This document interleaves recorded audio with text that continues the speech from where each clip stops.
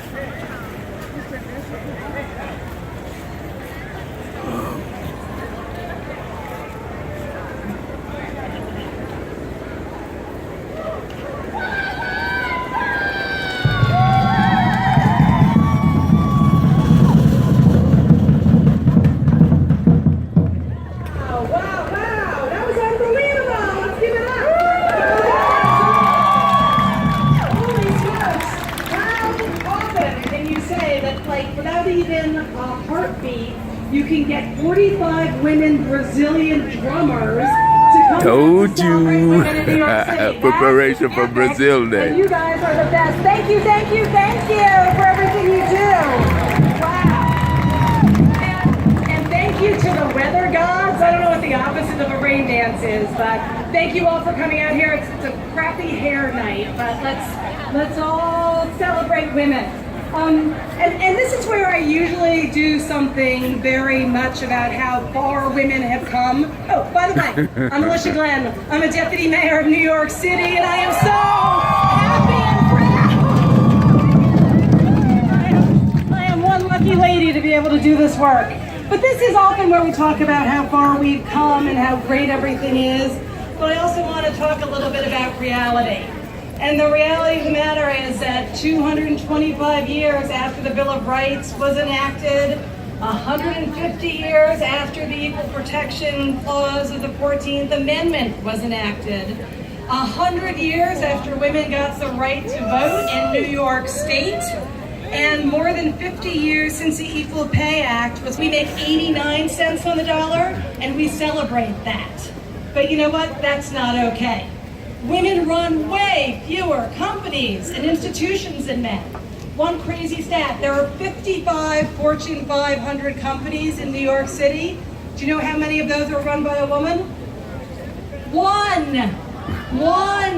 That's not okay. And we know how bad it is in terms of our political representation. 1/5 of Congress are women, and people think women do better at the local level. Newsflash, they don't. 1/5 of the city council are women, and that's not okay. You know what? Enough. I think we've had enough. We've waited too long for the power, the respect, and yes, the money that we deserve. And you know what? Somebody has to lead the way in this unbelievably complicated fight. And who better than the greatest, the most diverse, the most funky, the most dynamic city in the world, but New York City. This is the place to do it. We've done so much in the administration in the city for women so far, whether it's universal pre-K, which not just helps kids, but helps moms be able to go back to work sooner and not spend 10 grand sending their kid to preschool. We've made paid sick leave mandatory in New York City. I mean, that shouldn't be something we have to crow about in this country, but it is. And we banned the dreaded question, the salary question, when somebody says to you at the last moment of the interview process, how much did you make in your last job? Because you know what? How many women here know that that has screwed them time and time again?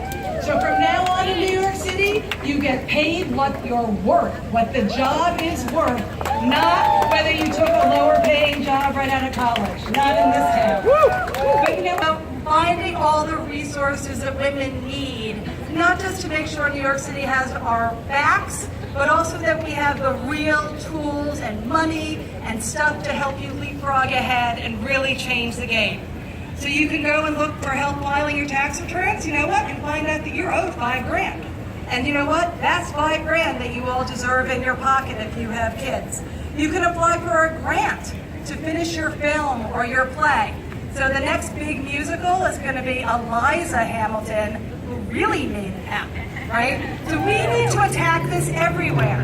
We'll get you loans to start or grow your business. And we're going to keep pushing the envelope. This is not static. We are not done. There are many more things we're going to keep rolling out. So make sure you put this on your most favorite links and check it every month at least. So it's not just about what we do in government, because look, God knows government isn't that innovative. We want every business and institution in New York City to rise to the challenge. Let's close the pay gap by 2028. Let's reach gender parity on these boards and in the C-suite, not 30 years from now. Let's do it by 2025. It's not that hard to find smart people to go on your board or help run your company.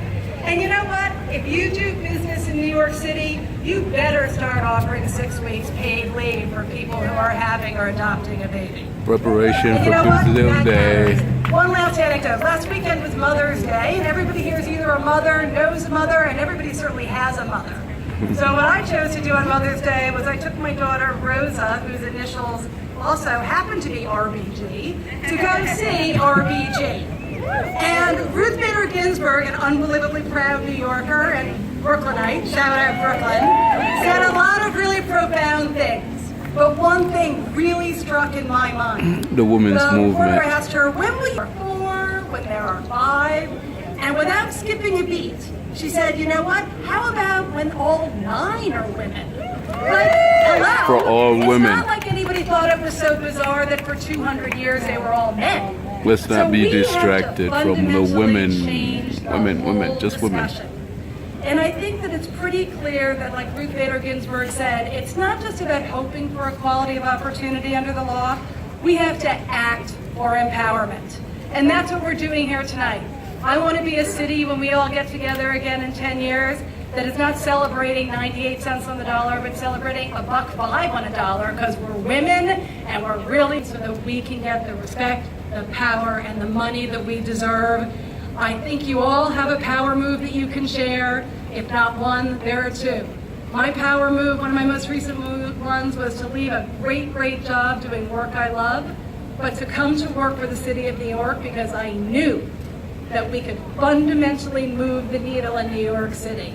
And to me, there is no more powerful work in the world than making New York City the best city in the world, and women are going to make it happen. Whip out your phones, share your power move, and get ready to change the world.